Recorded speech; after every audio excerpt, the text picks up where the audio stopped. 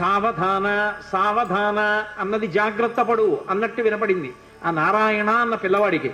అంతే హనుమ యొక్క అనుగ్రహం ఆవేశించింది. హనుమదవతారం అంటారు సమర్థరామదాస్ గారు.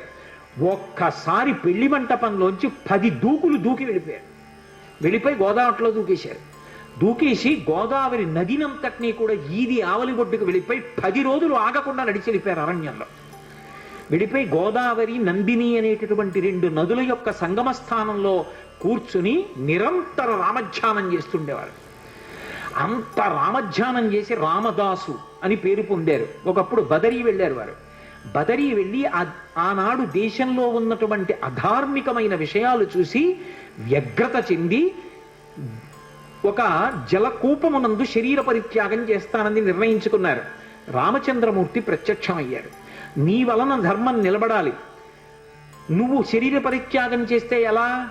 నువ్వు సమర్థుడవు ధర్మం నిలబెట్టడానికి. నీ వలన ఒక వ్యక్తి ధర్మాన్ని నిలబెట్టేవాడు తయారవుతాడు. అందుకే సమర్థ రామదాస్ అన్న పేరుతో లోకంలో వ్యవహరించమన్నారు. సమర్థ రామదాస్ అని పేరు మార్చుకుని హిమాలయ పర్వతాల నుంచి వస్తుంటే ఆయనకి హనుమత్ సాక్షాత్కారం అయింది.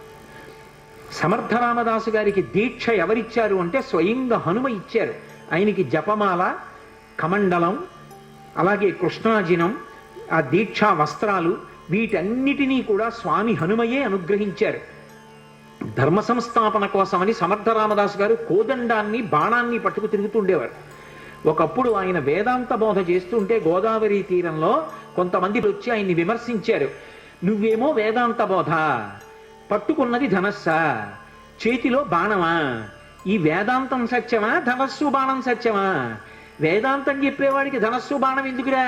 బహుశా ఈయనకి బాణం ఎక్కువ పెట్టడం కూడా చేత కాదనుకుంటాను, ఉత్తినే అలా బటుకు తిరుగుతున్నాడు అన్నారు. వెంటనే ఆయన బాణాన్ని ఎక్కువ పెట్టి ఆకాశంలో ఎగురుతున్నటువంటి పక్షుల గుంపులో ఒక పక్షిని కొట్టారు. ఆ పక్షికి తగిలేది కింద పడిపోయి ప్రాణం వదిలేసి. మళ్ళీ వెంటనే ఇప్పన్నారు, కట్టుకున్నవి దీక్షావస్త్రాలు, పక్షిని కొట్టాడు. ఏ కారణం లేకుండా ఇటువంటి వాడికి వేదాంత బోధ చేసే అధికారం ఎక్కడుందన్నారు. వెంటనే ఆయన గోదావరిలో నీళ్లు కమండలంలో ఉన్నాయి, ఆ కమండలంలో నీళ్లు తీసి రామనామం చెప్తూ పక్షి మీద తెల్లారు. అది రివ్వున ఆకాశంలోకి ఎగిరిపోయింది.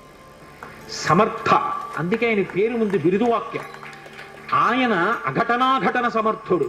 అంతటి హనుమదవతారంగా వచ్చి మొత్తం దేశమంతటా కూడా ప్రచారం చేశారు. గుండెల్లో రాముడు, శరీరంలో హనుమ, అది ఆయన నినాదం. అందుకే ప్రతి చోట వ్యాయామ పాఠశాలలు పెట్టారు. వ్యాయామశాలలు పెట్టి అందరూ కూడా వ్యాయామం చేసి మంచి ఆరోగ్యవంతమైన శరీరాన్ని, గుండెల నిండా రామభక్తిని పెంపొందించుకోండి, ధర్మ సంస్థాపన చెయ్యండి. ఊరూరా సమర్థ రామదాసు గారి ప్రబోధమే.